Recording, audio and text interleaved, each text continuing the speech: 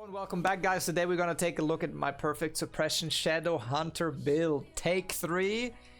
First we're gonna go through the set, which is entropy set. There's a couple of builds that also use nightmare set, but in this particular case I'm using the back attack set. I also have crit and swiftness 50-50, but I have a crit pet, so you can see that I have 100 more crit because of that. Also on the accessories, as I said, it's 50-50, so you can basically split this up whichever way you want. One swiftness, one crit, one swiftness, one crit, and crit swiftness, of course. I also have perfect suppression and keen blunt. Let's actually get into that first, into the engravings, into the stone.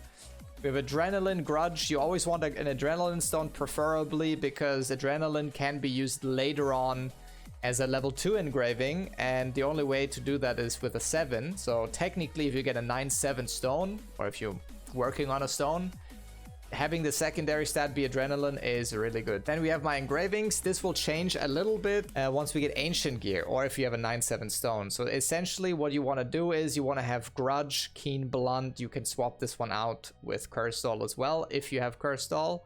Their base is very similar damage, but I prefer keen blunt because I have the golden books, right? Level 3 ambush master is mandatory. Level 3 perfect suppression is not. You can also run this on level 1. So later on when we get ancient gear, level 1 perfect suppression, and then adding like a curse doll or something else on top of this is pretty good. And lastly, adrenaline as well. Oh yeah, maybe I should say that as well, because we are a class that can run level 1 class engraving. If you do have a 9-7 stone with ancient, you would probably still run level 2 adrenaline and have perfect suppression maxed out. Keep this maxed and just have level 2 adrenaline and then curse doll on top of that. Gems is, there's not really much to say about the gems. As you can see, I'm running demonic slash cooldown. You can actually replace that and run sharpen cut cooldown instead.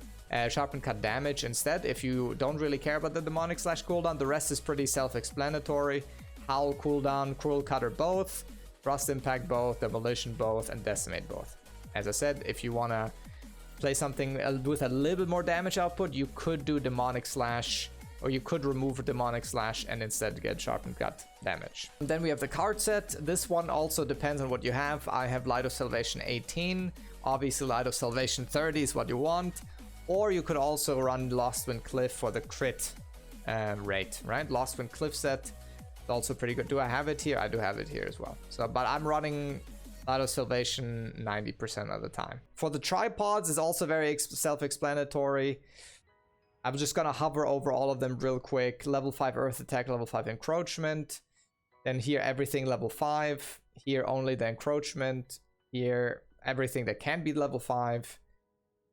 Weakness protection, weak point detection, wave attack, encroachment release. You can also see all of my tripods here, of course. I'll show you how this looks like in an actual fight. And also Rising Claw. I'm actually playing this. Is might be a little bit different actually from normal perfect suppression builds, because a lot of them play slasher instead, but slasher doesn't give me as much meter generation. That's important because I'm actually running encroachment discharge here instead of the usual meta build, which runs weak point detection. With this I have a little bit more scaling with my high level encroachment discharge tripod. This one, if you don't have enough meter generation, and because you play slasher for example, then you need to play this because you need the meter to maintain your combos and your build. So now outside of that, I'll just show you a quick showcase what to think about when you're actually playing this class, and it's actually quite simple. So as you know, you need to maintain your meter as much as possible. So usually what you do is you start with double demonic slash into roar, and then you actually use your cruel cutter into sharpen cut.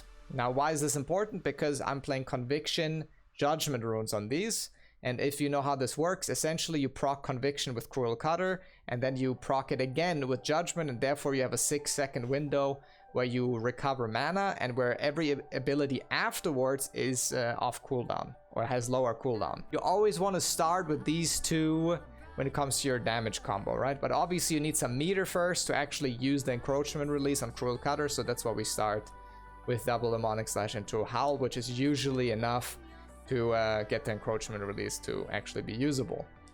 After that, it's honestly just piano for the most part. So your awakening is the same thing. By the way, awakening is also affected by judgment and conviction. So if you want to have this up more often, also make sure that you use it within the buff window.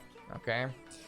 Outside of that, as I said, it's basically just piano. You just click everything when it comes up, outside of maybe your counter. But since this build kind of requires this counter to generate some meter, I also have a wealth rune on this to actually generate enough, because as I said, I'm not generating anything with decimate.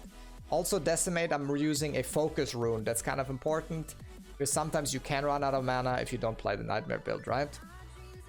Then purify on demonic slash, gale wind on the demolition, overwhelm on thrust impact, and obviously wealth on howl.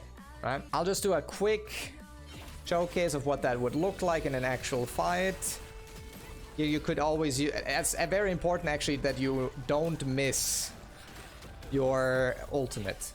And as you can see here, that's a lot of burst damage, but we also have pretty long cooldowns, although I have a decent amount of swiftness already.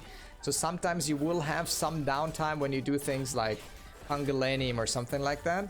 But as you can see, during the burst phases, this is actually really good damage. As I said, the cooldowns can be sometimes a little bit problematic, but outside of that, you know, it's pretty good burst damage. Also, maybe one last thing before, well, we wrap this up. It's kind of important to have cooldown reduction gems on both of these, right?